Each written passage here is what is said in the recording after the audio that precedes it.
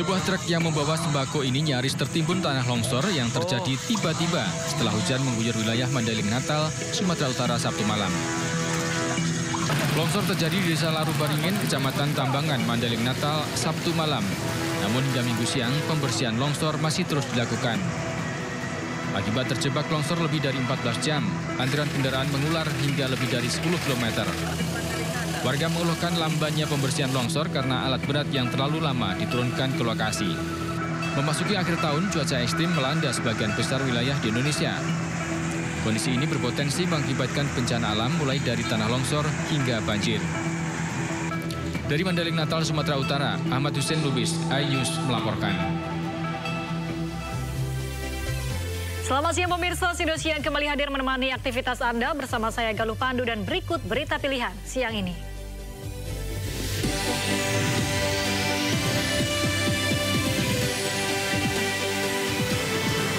Dua lansia tewas terjebak kebakaran ruko di Senen, Jakarta Pusat.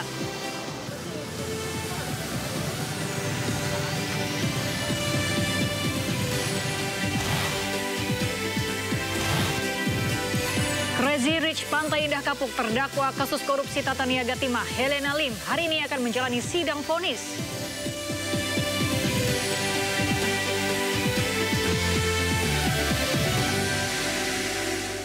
Kita awali informasi Sido Siang hari ini pemirsa, dua lansia ditemukan tewas di lokasi kebakaran ruko di kawasan Senen, Jakarta Pusat.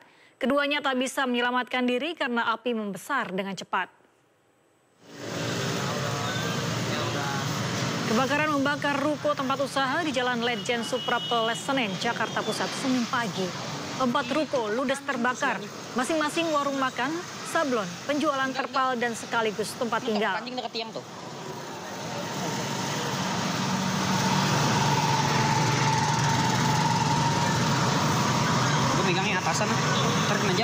Setelah pemadaman dan pendinginan, 2 orang lansia ditemukan tewas. Keduanya terjebak di dalam bangunan yang terbakar. Belum diketahui pasti penyebab kebakaran, diduga api muncul dari ruko restoran.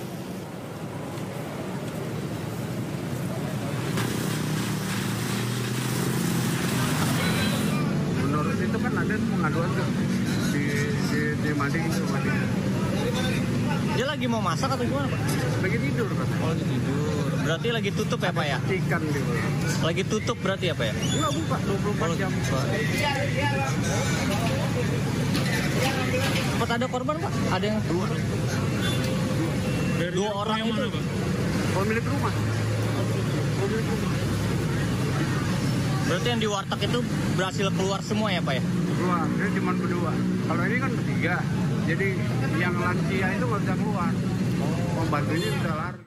Kebakaran juga melanda rumah susun berlantai 4 di kawasan Komplek PU, Lebak Bulus, Jakarta Selatan. Saat kebakaran, rusun sedang ditinggal oleh penghuninya liburan. Kebakaran Komplek PU. Petugas damkar Jakarta Selatan yang berada di lokasi dengan cepat melokalisir api agar tidak terjadi perambatan ke kamar sebelahnya. Menurut petugas, sedikitnya 3 kamar yang berada di lantai 2 terbakar. Namun belum diketahui pasti apa penyebab dari terbakarnya 3 kamar ini. Diduga api muncul dari salah satu kamar rumah susun yang ditinggali oleh penghuninya liburan. Untuk kejadian kebakaran di Komplek PU ini adalah rumah susun. Rumah susun yang ditinggal sama penghuninya, jadi keadaan kosong. Sementara itu, Gedung Rektorat Universitas Islam Negeri UIN Syarif Hidayatullah Jakarta di Ciputat, Tangerang Selatan juga terbakar Senin tadi. Api berkobar membakar kampus 1 gedung rektorat. Petugas pemadam kebakaran berupaya memadamkan api yang membakar lantai 2 Gedung Rektorat Kampus UIN Syarif Hidayatullah Jakarta. Sekitar 10 unit mobil damkar diterjunkan ke lokasi. Menurut info dari Damkar Tangerang Selatan, laporan kebakaran diterima sekitar pukul 6 pagi. Diduga penyebab kebakaran adalah arus pendek listrik. Tidak ada korban jiwa maupun luka dalam peristiwa ini, sedangkan jumlah kerugian ditaksir mencapai ratusan juta rupiah. Yang terbakar, sedangkan yang lainnya relatif ruang tunggu rektor. Kita beralih ke informasi lain, pemirsa. Hari ini Crazy Rich Pantai Indah Kapuk sekaligus pemilik PT Quantum Skyline Exchange, Helena Lim, akan menjalani sidang vonis kasus dugaan korupsi tata niaga komoditas timah. Sidang vonis Helena Lim digelar di Pengadilan Tindak Pidana Korupsi PN Jakarta Pusat. Sebelumnya pada 5 Desember lalu, jaksa penuntut umum membacakan tuntutan 8 tahun penjara dan denda sebesar 1 miliar rupiah, subsidiar 1 tahun penjara. Helena dinilai terbukti secara sah dan membantu suami Sandra Dewi Harvey Muiz dalam tindak pidana korupsi terkait dengan tata niaga komoditas timah. Helena disebut berperan dalam pengumpulan uang hasil korupsi yang disamarkan sebagai dana Corporate Social Responsibility atau CSR oleh Harvey Muiz. Jaksa juga menuntut Helena dengan pidana tambahan berupa kewajiban membayar uang pengganti sejumlah 210 miliar selambat-lambatnya 1 bulan setelah putusan pengadilan berkekuatan hukum tetap.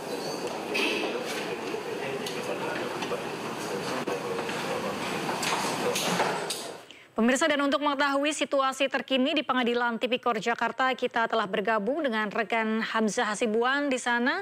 Halo, selamat siang Hamzah. Jam berapa rencananya sidang akan dimulai?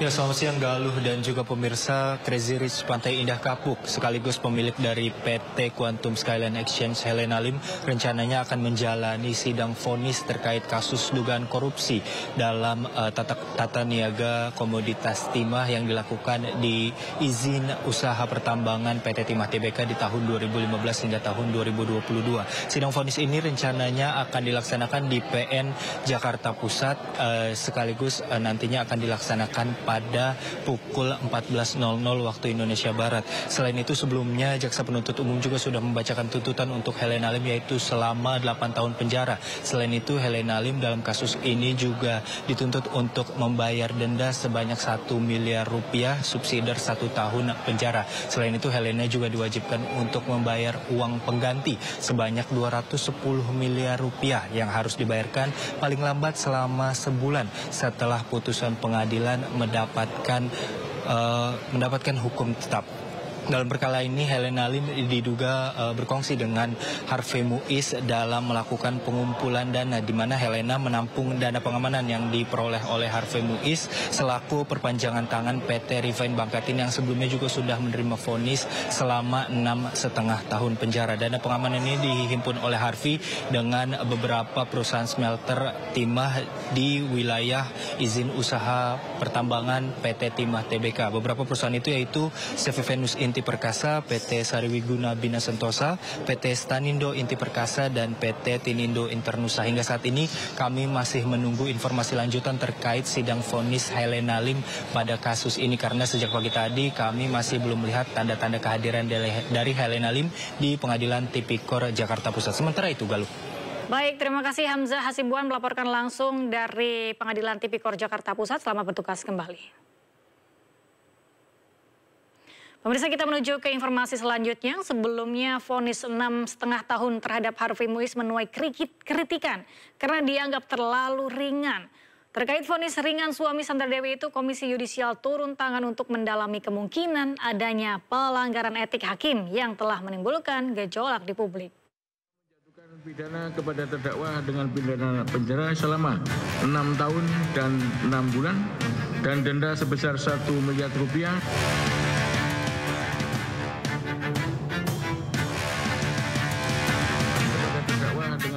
Vonis 6,5 tahun yang dijatuhkan hakim kepada Harvey Muiz menuai kritikan dari sejumlah pihak. Vonis tersebut dianggap terlalu ringan untuk nilai korupsi yang merugikan negara hingga 300 triliun rupiah. Mantan Menko Polhukam Mahfud MD menilai vonis 6,5 tahun penjara dan uang pengganti 210 miliar rupiah serta denda 1 miliar rupiah terhadap Harvey Muiz menusuk rasa keadilan di Indonesia. Mahfud menyebut uang pengganti dan denda 211 miliar rupiah tersebut hanya 0,007% dari dakwaan merugikan keuangan negara 300 triliun rupiah. Saya merasa itu menusuk rasa keadilan masyarakat ya. Ini baru pertama ada orang diduga didakwa, bukan diduga, didakwa melakukan tindak pidana korupsi dan tindak pidana pencucian uang sebesar 300 triliun. 300 triliun. Terkait vonis ringan Harvey Muiz, Kejaksaan Agung mengajukan banding. Kapus Penkum Kejaksaan Agung Harli Siregar menyebut ada ketimpangan hukum dalam vonis tersebut. Ada range yang terlalu jauh antara tuntutan dengan putusan. Yang kedua, bahwa tentu jaksa penuntut umum mempertimbangkan rasa keadilan masyarakat yang masih belum dipertimbangkan secara utuh oleh pengadilan. Komisi Yudisial juga turun tangan untuk mendalami vonis terhadap Harvey Muiz. Sebab vonis 6,5 tahun penjara terhadap suami dari Sandra Dewi itu terlalu ringan dan menimbulkan gejolak di masyarakat. Salah satunya kemungkinan ada dugaan pelanggaran etik yang dilakukan oleh hakim. Tim Liputan iNews melaporkan. Vonis hukuman suami artis Sandra Dewi, Harvey Muiz yang dianggap ringan mengundang reaksi publik. Selebgram sekaligus YouTuber Jerome Pauline ikut merespons dengan menghitung jumlah korupsi dan lama hukuman.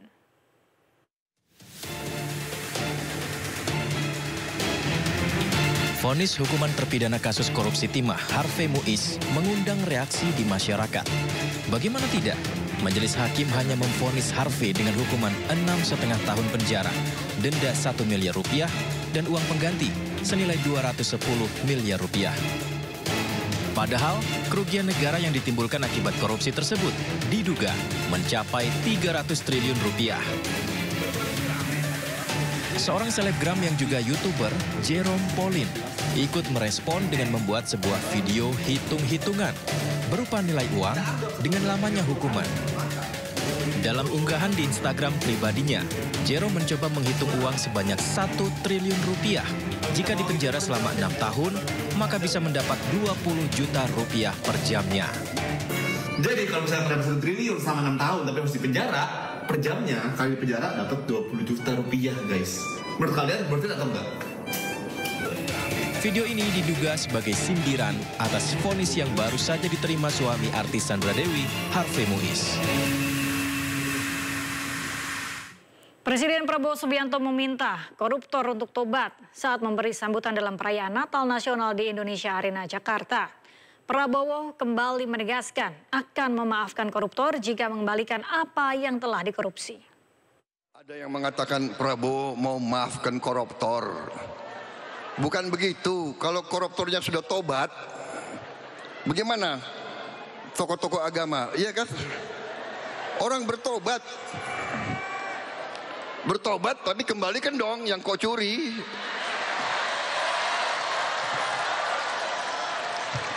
Enak aja.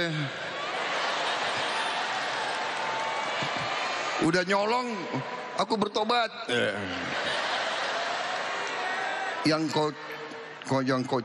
kau curi kau kembalikan. Bukan saya maafkan koruptor, tidak.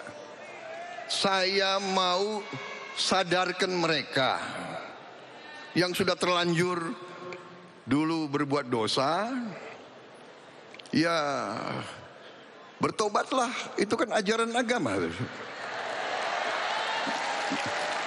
Bertobatlah, kasihan rakyat, kembalikan uang itu. Sebelum kita cari hartamu kemana, kita akan cari itu. Pemirsa, informasi seputar libur Natal dan Tahun Baru akan kami hadirkan sesaat lagi, tetaplah di Sindu Siang.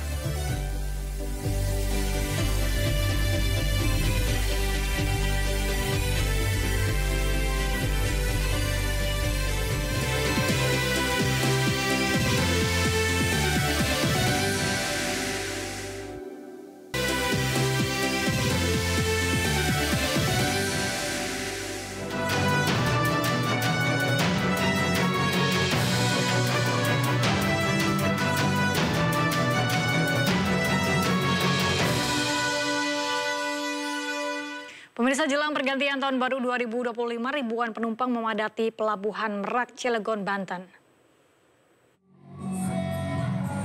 Warga memilih menghabiskan masa libur panjang di kampung halamannya di Pulau Sumatera. Pihak ASDP menyiapkan 33 kapal dan 7 dermaga untuk memperlancar arus transportasi tujuan Pulau Sumatera. Adapun realisasi total penumpang mencapai 34.586 orang atau naik 1% dibandingkan realisasi periode yang sama tahun lalu sebanyak 34.159 orang.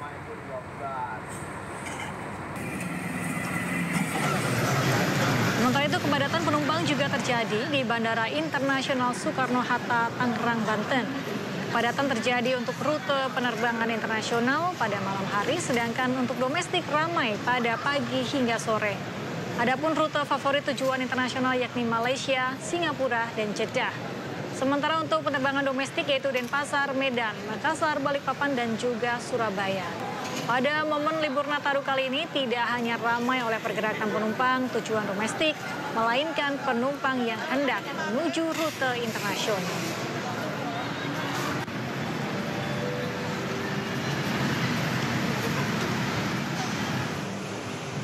Di stasiun Pasar Senen, Jakarta, pemirsa, ramai penumpang pada Minggu malam. Tercatat 22.000 lebih calon penumpang menuju ke sejumlah wilayah di Jawa Tengah dan Jawa Timur. Prediksi jumlah calon penumpang masih akan terus bertambah. Para penumpang sengaja memilih berlibur menggunakan kereta api untuk efisiensi waktu dan harga yang terjangkau. Diprediksi kemarin menjadi puncak arus balik Natal di sejumlah stasiun Daup 1 Jakarta yang totalnya mencapai lebih dari 42.000 orang.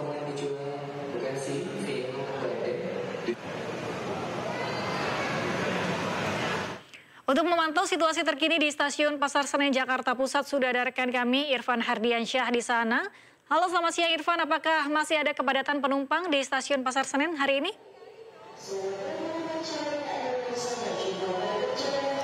Ya baik, terima kasih Galuh dan juga pemirsa. Meski perayaan dan libur Natal tahun 2024 ini telah usai, namun animo masyarakat untuk melakukan perjalanan jauh khususnya dengan menggunakan transportasi darat dengan menggunakan kereta api ini sangat tinggi begitu, di mana dari pantauan kami sejak pagi tadi banyak masyarakat ataupun penumpang yang hendak pulang kampung atau sekedar berlibur jelang menyambut pergantian tahun pada tahun 2025 ini sudah mulai berdatangan sejak pagi tadi, dan tentu stasiun Senen ini menjadi salah satu pilihan masyarakat untuk melakukan perjalanan jarak jauh khususnya ke wilayah Jawa, yakni Jawa Barat, kemudian Jawa Tengah serta Jawa Timur. Dan dari data yang kami peroleh dari Kepala Humas PT KAI Daup 1 Jakarta, Ikspan Henry Wintoko, ini menyampaikan bahwa pada momen libur panjang Natal dan Tahun Baru 2025, PT KAI Daup 1 Jakarta ini menyediakan ketersediaan tiket sebanyak 822.000 tiket, dan sementara itu hingga per hari ini sudah terjual sekitar 553.000 tiket.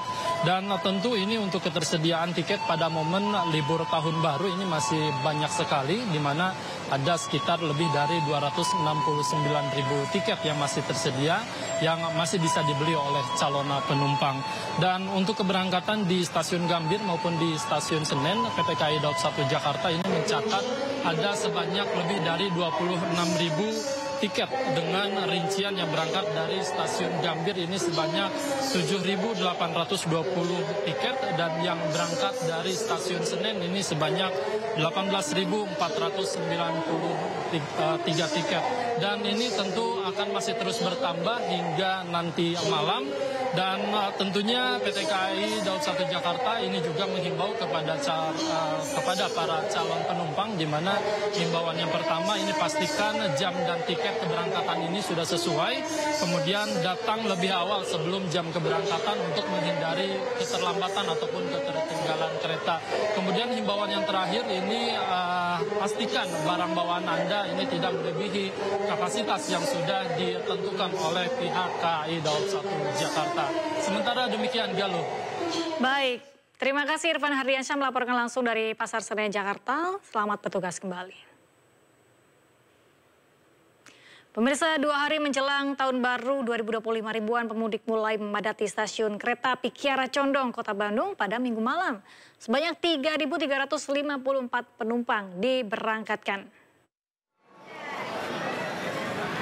Ribuan pemudik mulai memadati stasiun Kiara Condong, Kota Bandung pada Minggu malam. Ada 3.354 penumpang melakukan perjalanan menggunakan kereta api dari stasiun Kiara Condong. Jumlah tersebut meningkat drastis hingga 40% dibandingkan dengan hari biasanya. Mayoritas keberangkatan sendiri mengarah ke Jawa Tengah dan Jawa Timur. Tercatat dari data PT KAI Daop 2 Bandung selama masa angkutan Nataru sebanyak 74.245 penumpang yang melakukan perjalanan dan datang menggunakan kereta api di stasiun Kiara Condong.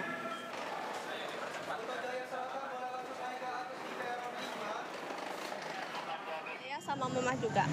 Ini dalam rangka apa, Pak? Liburan ini tahun baru. Liburan tahun baru. Rencana di sana berapa hari? Rencana di sana sekitar seminggu. Seminggu.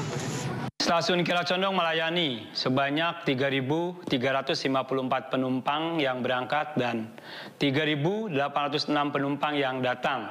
Total selama masa angkutan Nataru mulai tanggal 19 Desember sampai dengan 29 Desember 2024 sebanyak 74.245 penumpang naik dan turun.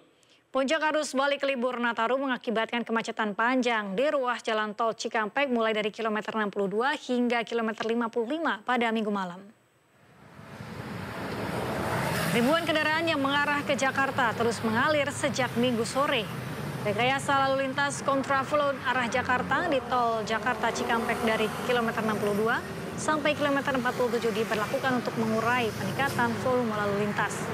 Diprediksi puncak arus balik libur panjang Natal ini masih akan terjadi hingga Senin.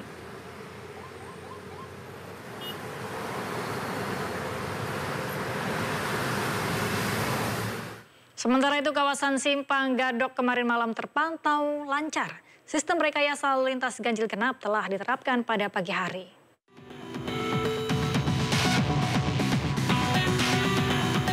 Pemirsa, dari pantauan arus lalu lintas di kawasan Simpang Gadok, Puncak Bogor malam tadi terpantau lancar. Volume kendaraan hingga kini ada 13.000 yang melintas dari Jakarta ke arah Puncak Bogor dan 10.000 kendaraan dari Bogor ke arah Jakarta. Sementara sistem rekayasa lalu lintas telah diterapkan pada pagi hari, yakni sistem ganjil genap. Kendaraan berplat nomor ganjil dapat melintas dan kendaraan berplat nomor genap langsung diarahkan untuk putar balik dan mencari jalur alternatif lain. Pihak kepolisian menyampaikan akan langsung melakukan atau menerapkan rekayasa lalu lintas seperti ganjil genap dan sistem one way jika terdapat kepadatan atau antrian kendaraan.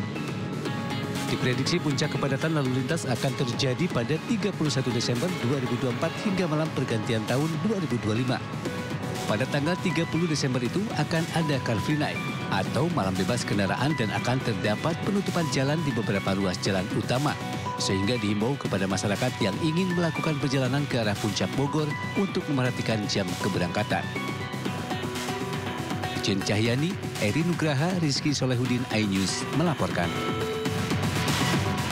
Libur Natal dan Tahun Baru menjadi momen spesial bagi masyarakat untuk berkumpul bersama dengan keluarga. Kebun Binatang Ragunan di Jakarta kembali menjadi salah satu destinasi favorit. Sementara Taman Impian Jaya Ancol juga masih menjadi primadona pada momen libur panjang.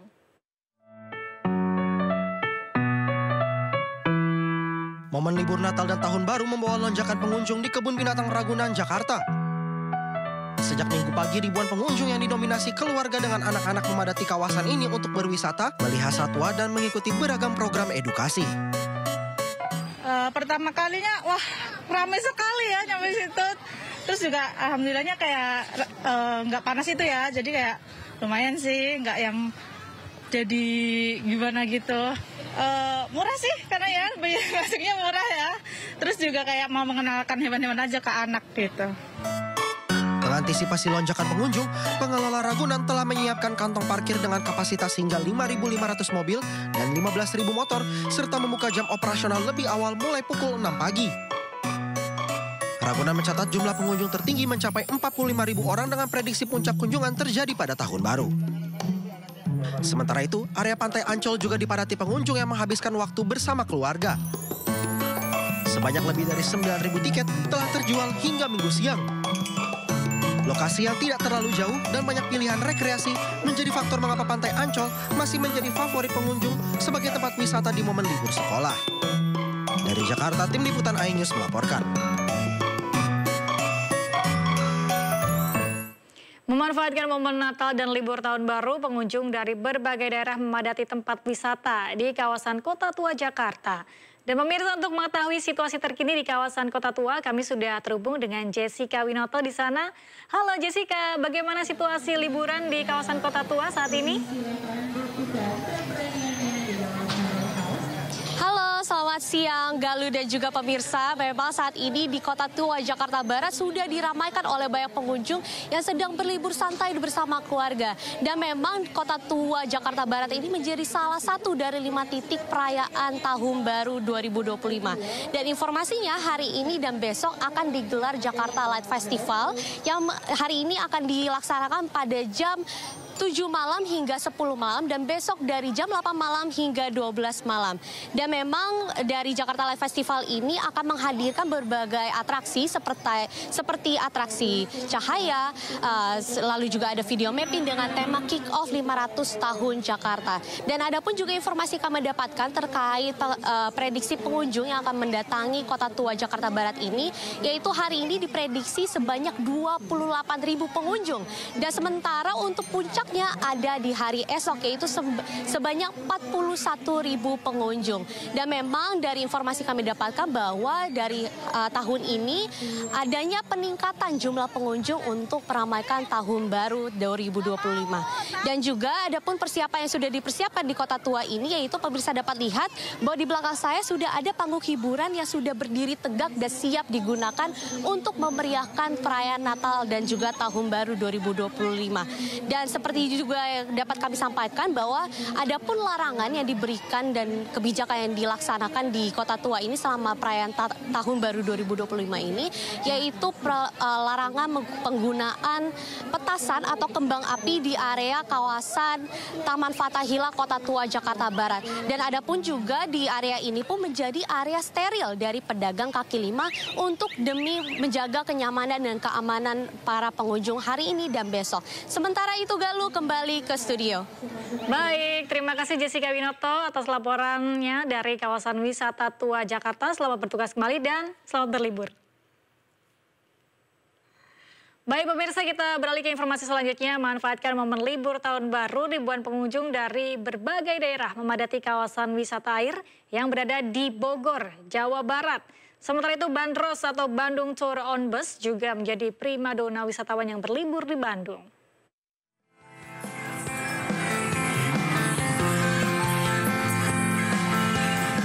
Wahana Wave yang berada di kawasan Bogor, Jawa Barat diserbu masyarakat dari Jabodetabek. Dengan teknologi ombak buatan, para pengunjung bisa menikmati sensasi berenang di pantai. Di sini pengunjung juga bisa menikmati serunya berseluncur dari ketinggian. Objek wisata air ini bisa menjadi pilihan warga yang sedang menikmati libur tahun baru bersama keluarga. Kan pas momennya liburan akhir tahun ya. Seru banget sih main di sini. Terus kan rame, walaupun rame tapi tetap enggak kayak desek-desekan, tetap kondusif. Tetap ya happy sih. Apalagi naik krosotannya, tambah happy banget. Mereka di sini dalam rangka liburan Nataru dan kami berharap seluruh masyarakat Jabodetabek khususnya dan masyarakat Indonesia pada umumnya bisa berkunjung ke The Jungle Waterpark Bogor, di mana wahana-wahana kami yang terfavorit yaitu area wave pool, bisa bermain ombak dan juga bisa berekreasi dengan aman, nyaman dan juga bersih. Kawasan wisata di Jalan Braga, Kota Bandung terus dipenuhi wisatawan dari luar maupun dalam Kota Bandung. Banyaknya bangunan heritage membuat para wisatawan memanfaatkan swafoto di kawasan tersebut. Tidak hanya swafoto, wisata Bandros atau Bandung Tour on Bus juga menjadi primadona wisatawan yang berlibur di Bandung. Menurut salah seorang wisatawan, dirinya sengaja datang ke Bandung hanya untuk menikmati suasana liburan di Bandung dan menikmati Jalan Braga. Ibu bertiga ya? Iya, karena mungkin libur mau tahun baru ya, rame banget. Tapi seru sih, so far untuk apa pengelolaannya. Kemudian kita ngantri, terus ada foto-foto juga, terus ada makan-makan. Kepadatan wisatawan ini akan terus terjadi hingga mendekati malam pergantian tahun baru 2024-2025 mendatang. Tim Liputan iNews melaporkan. Meski sempat terkendala cuaca, pemirsa, Pelabuhan Sanur, Bali tetap dipadati ribuan wisatawan. Tercatat sudah ada 53.000 wisatawan yang melakukan perjalanan kapal cepat ke Pulau Nusa Penida dan Nusa Lembongan.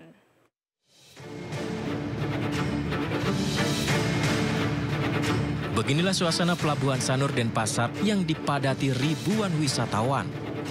Mereka akan menggunakan kapal cepat menuju Pulau Nusa Penida dan Nusa Lembongan. Saat ini arus penumpang di pelabuhan tersebut berkisar 4.300 penumpang per hari dengan armada yang beroperasi 67 kapal cepat. Tingginya animo wisatawan membuat pihak Pelabuhan Sanur menyiagakan 26 kapal cadangan untuk mengantisipasi lonjakan. Banyak wisatawan yang sudah lama merencanakan liburan tahun baru di Pulau Nusa Penida dan Lembongan, namun sempat terkendala cuaca. Sebenarnya sih udah dari lama targetnya untuk ke sana, cuma karena cuaca di bulan ini kan agak ekstrim juga. Terus kebetulan beberapa hari yang lalu tuh cukup cerah, jadi langsung aja ke sana. Untuk kemarin sih enggak ya, termasuk gampang banget. Aku bookingnya online, terus bisa bayar di tempat pas ngambil tiket. Yang penting udah booking aja sih, tiket atas nama siapa. Sejak 18 hingga 29 Desember, sebanyak 53.000 wisatawan menggunakan kapal cepat menuju Pulau Nusa Penida dan Nusa Lembongan. Sementara di bulan November 2024 tercatat 5,8 juta wisatawan mancanegara yang mengunjungi Bali, didominasi wisatawan asal Australia, India, Cina, Eropa, dan Asia Tenggara. Sementara wisatawan domestik mencapai 9,1 juta orang. Dari Denpasar, Indira Ari, iNews melaporkan.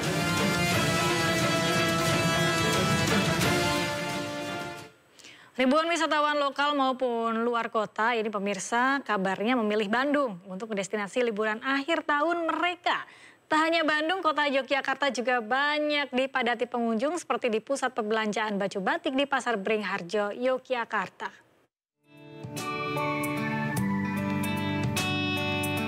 Mengisi libur akhir tahun, ribuan wisatawan lokal maupun luar kota memenuhi Jalan Braga yang identik dengan bangunan lama khas kota tua. Akibatnya arus lalu lintas di kawasan tersebut sempat tersendat akibat lalu lalang wisatawan.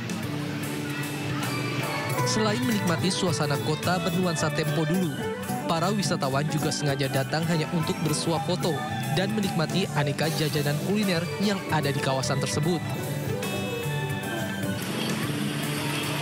Kepadatan pengunjung juga terjadi di pusat perbelanjaan baju batik di Pasar Beringharjo, Yogyakarta.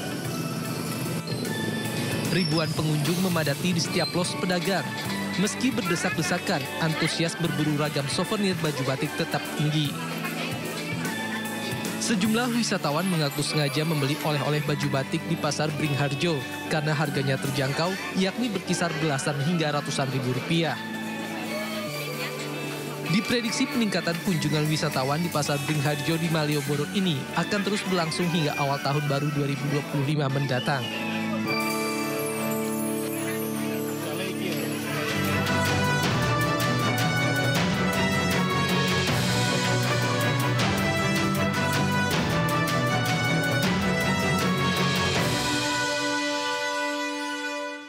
Ketua Umum Bayangkari, Juliati Sigit Prabowo merayakan Natal bersama anak-anak korban erupsi Gunung Lewotobi laki-laki di Flores Timur, Nusa Tenggara Timur.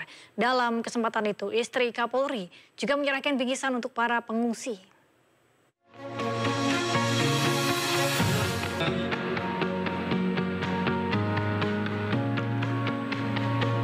Ketua Umum Bayangkari, Juliati Sigit Prabowo merayakan Natal bersama anak-anak korban erupsi Gunung Lewotobi laki-laki di posko pengungsian Kobasoma di Flores Timur, Nusa Tenggara Timur. Perayaan Natal bersama diisi penyerahan hasil kreasi anak-anak pengungsi kepada Ketum Bayangkari, disusul pentas oleh anak-anak dan para pengungsi Lewotobi. Selain di posko pengungsian Kobasoma, Juliati dan rombongan pengurus Bayangkari juga meninjau posko Konga. Tidak hanya merayakan Natal bersama, Ketua Umum Bayangkari dan rombongan juga menyalurkan bantuan untuk para pengungsi dan meninjau dapur umum dan penyulingan air bersih yang disediakan oleh Brimob Polri.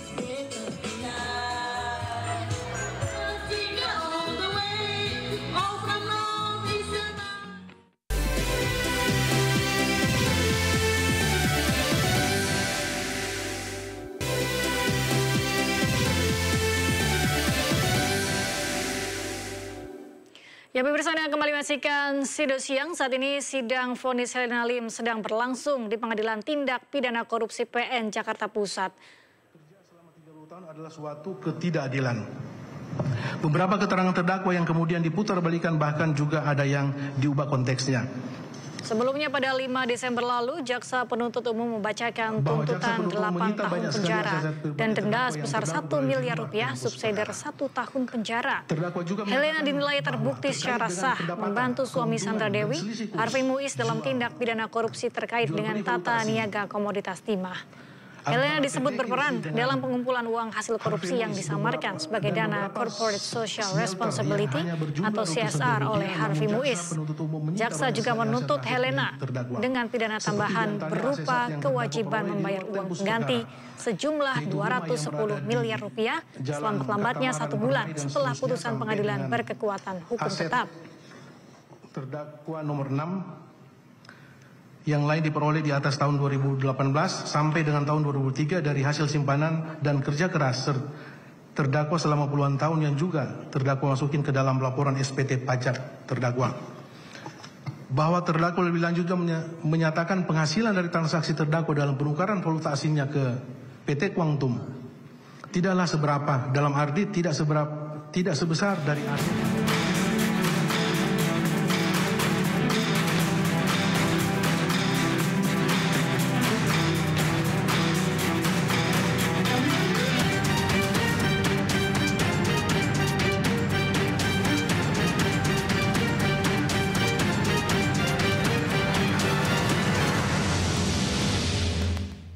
Pemirsa, Menteri Perumahan dan Kawasan Permukiman Marwarar Sirait menegaskan bahwa meningkatkan fasilitas likuiditas pembiayaan perumahan atau FLPP di tahun 2025 merupakan pendorong awal dalam mewujudkan program 3 juta rumah.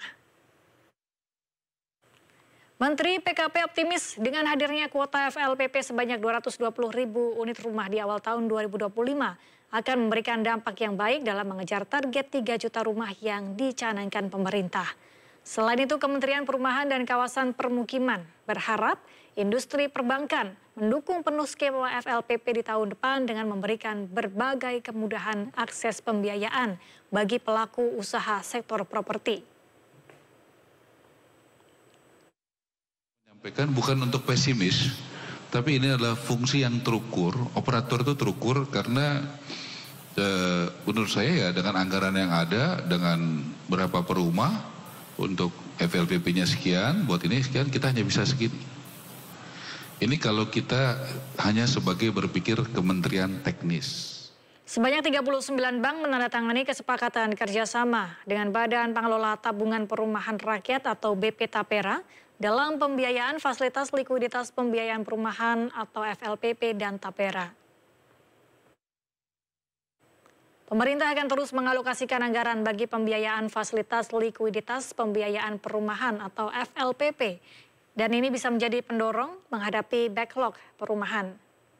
Direktur Jenderal Kekayaan Negara Kementerian Keuangan Rional Silaban menegaskan bahwa program FLPP merupakan terobosan kebijakan pemerintah untuk meningkatkan akses stabilitas masyarakat berpenghasilan rendah atau MBR terhadap kredit pembiayaan perumahan.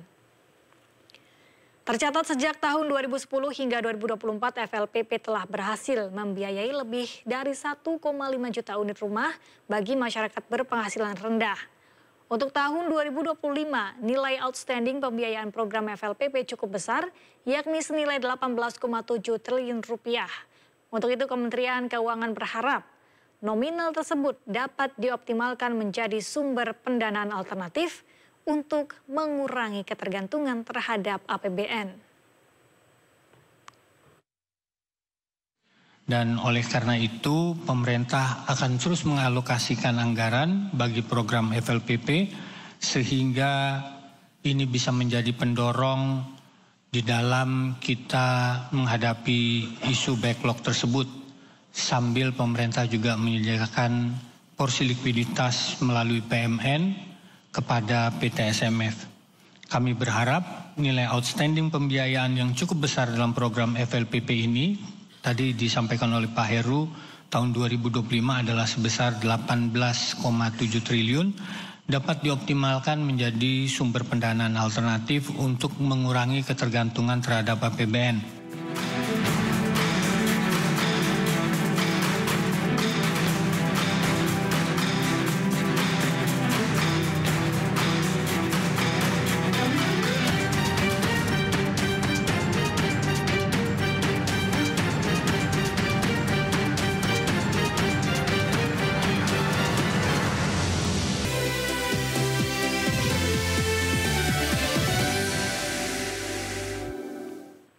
Anda kembali menyaksikan Sido Siang pemirsa, tetaplah fokus dan pastikan kendaraan Anda dalam kondisi baik jika ingin melakukan perjalanan liburan. Di Kuningan, Jawa Barat, mobil seorang wisatawan menyasar dan terbalik akibat terlalu mengikuti arahan GPS.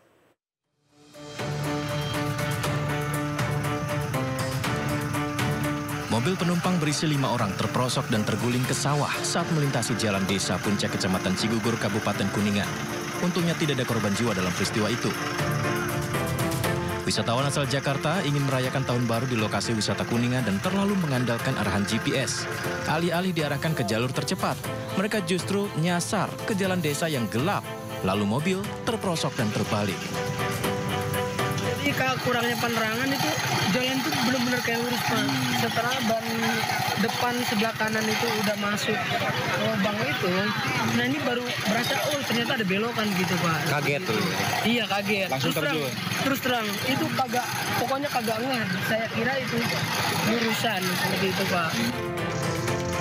Pemilik mobil akan membawanya terlebih dahulu ke bengkel terdekat sebelum dibawa kembali ke Jakarta. Sedangkan tujuan liburan mereka terpaksa batal. Dari Kuningan, Jawa Barat, Miftahudin, iNews melaporkan.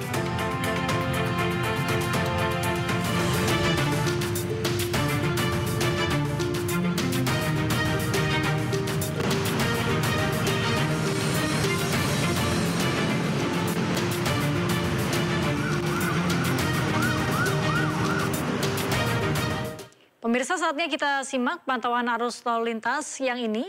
Kami telah terhubung dengan Brigadir Treslinda dari NTMC Polri yang kini berada di kawasan Setiabudi, Bandung, Jawa Barat. Halo, selamat siang Brigadir Treslinda. Bagaimana pantauan arus lalu lintas dari tempat Anda melapor? Ya baik, terima kasih Galuh di studio dan pemirsa.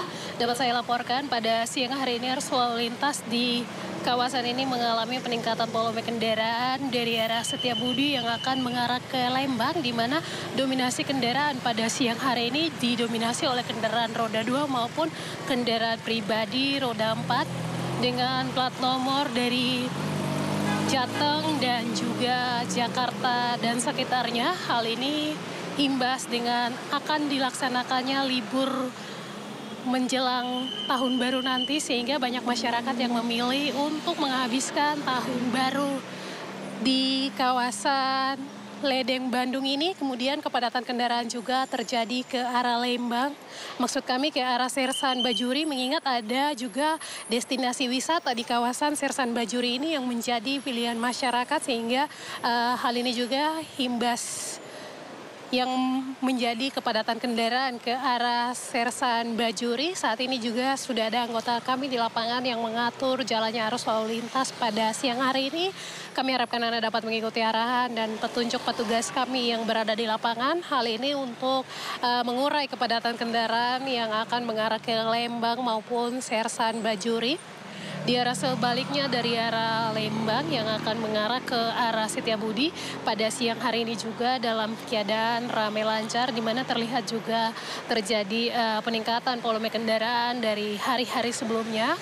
Hal ini juga dengan aktivitas kendaraan yang akan keluar masuk, baik itu dari Lembang maupun Setiabudi, yang wisatawan yang berlibur di sini sejak tanggal 23 Desember lalu masih beraktivitas di kawasan ini.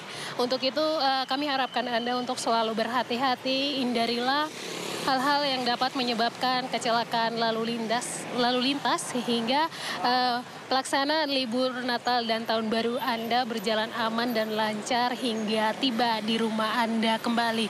Tentunya kami harapkan Anda juga memperhatikan kelaikan kendaraan Anda saat melakukan libur periksa kembali kondisi fisik kendaraan Anda dalam keadaan layak jalan, Anda sendiri dalam keadaan sehat. Hal ini untuk mencegah terjadinya kecelakaan lalu lintas. Dan bagi Anda yang akan mengupdate informasi-informasi seputar arus lalu lintas terkini, kami siap melayani Anda di 1500669 ataupun melalui SMS center kami di 9119. Demikian Brigadir Treslinda melaporkan langsung dari kawasan Setiabudi, Bandung, Jawa Barat. Kembali ke Galuh di studio, silakan. Terima kasih Brigadir Treslinda atas laporannya langsung dari kawasan Setiabudi, Jawa Barat. Selamat bertugas kembali dan salam presisi.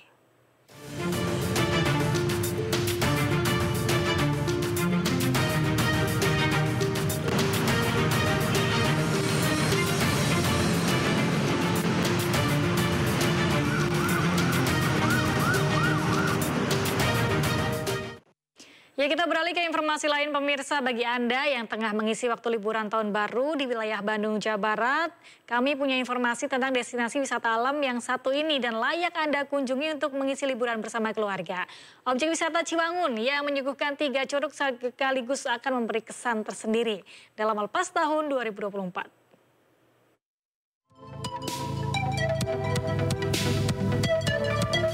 Ada Curug Putri, Curug Tilu, dan Curug Golosot. Inilah keindahan wahana alam 3 curug di objek wisata Ciwangun Indah Camp, kawasan desa Cianjuang Rahayu, Kecamatan Parompong, Kabupaten Bandung Barat. Untuk mencapai lokasi ini diperlukan perjuangan keras dan tekad yang kuat karena pengunjung harus melintasi jalan menanjak dan medan yang cukup terjal.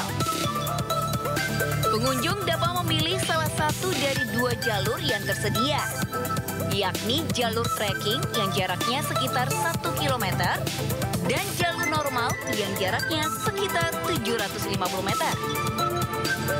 Mayoritas medan jalannya menanjak, namun setelah tiba di puncak, pengunjung masih menemui rintangan berupa jalur menurun yang terjal dan sempit. Saat melintasi turunan dengan ratusan anak tangga ini, pengunjung harus ekstra hati-hati karena jalan licin terlebih setelah diguyur hujan. Namun setelah melewatinya dengan jarak tempuh sekitar 20 menit, pengunjung langsung disuguhi panorama alam yang indah dengan udara sejuk dan segar. Rasa lelah Anda akan terbayarkan dengan keindahan warna alam 3 curug yang jaraknya berdekatan ini, yakni Curug Putri, Curug Tilu, dan Curug Golosot. Di sini, pengunjung dapat merasakan langsung sejuknya udara dan dinginnya hembusan angin dengan cipratan air terjun yang lembut menerpa wajah. Ya, kesini untuk liburan karena udah beres kerjaan. Jadi liburan kesini cari yang alam-alam. Sama tiket masuknya juga murah. Selain itu, treknya juga lumayan enak buat nyampe ke Curug. Terus pemandangannya juga enak gitu. Walaupun musim hujan tapi tetap airnya jernih. Pada libur panjang Natal dan Tahun Baru kali ini, pesona 3 curug telah menghipnotis wisatawan dengan meningkatnya jumlah pengunjung yang mencapai 40%. Namun wisatawan tidak perlu khawatir terjadi kerumunan karena lokasinya cukup luas hingga mencapai 46 hektar. Karena dulunya ada di dalam hutan, saya temukan 2003 itu baru temukan karena ketutup sama alang-alang, dan ternyata antara Curug Putri, Curug Golosot, dan Curug Tilu itu ada hubungannya karena sumbernya itu berbeda. Dari Curug Putri, Curug Golosot, dan Curug Tiga ini sumbernya berbeda-beda, tapi jadi satu di akhirnya gitu. Cukup merogoh kocek Rp15.000 untuk tiket masuk, pengunjung dapat menikmati indahnya pesona alam 3 curug nan menghijau yang dikelilingi hutan pinus. Dari Bandung Barat, Yuwono Wahyu, iNews melaporkan. Sementara bagi Anda yang tengah berlibur ke Malang, Jawa Timur, Anda dapat berwisata sekaligus bernostalgia dengan berkunjung ke Kampung Talun. Nah, di Kampung Talun ini Anda dapat menuju ke masa tempo dulu, lengkap dengan pakaian dan aneka kuliner khas.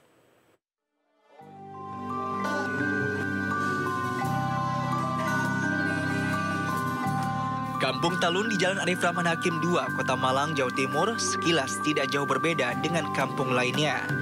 Namun saat masuk, pengunjung akan merasakan sensasi kembali ke masa lalu. Ya, ornamen hingga rumah-rumah warga masih mempertahankan bentuk asli masa lalu.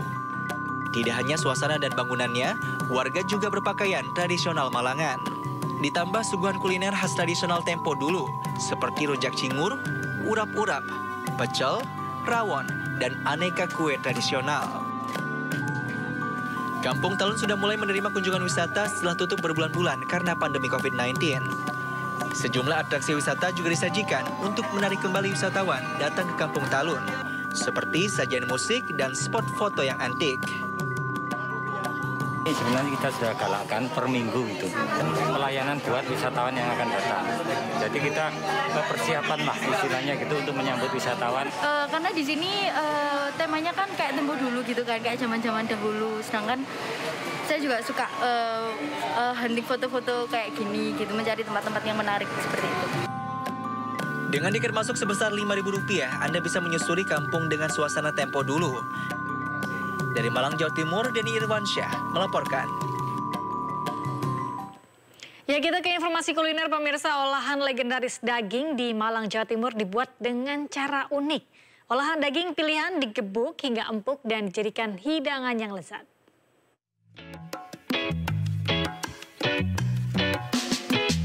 Ini adalah warung sate gebuk legendaris di Malang, Jawa Timur. Lokasinya di Koridor Kayu Tangan, kawasan Heritage, Kota Malang. Sate gebuk ini sudah buka sejak tahun 1920 dan sekarang dikelola generasi ketiga, Ibu Cipto. Mengapa kuliner yang satu ini begitu melegenda sampai dikelola turun-temurun?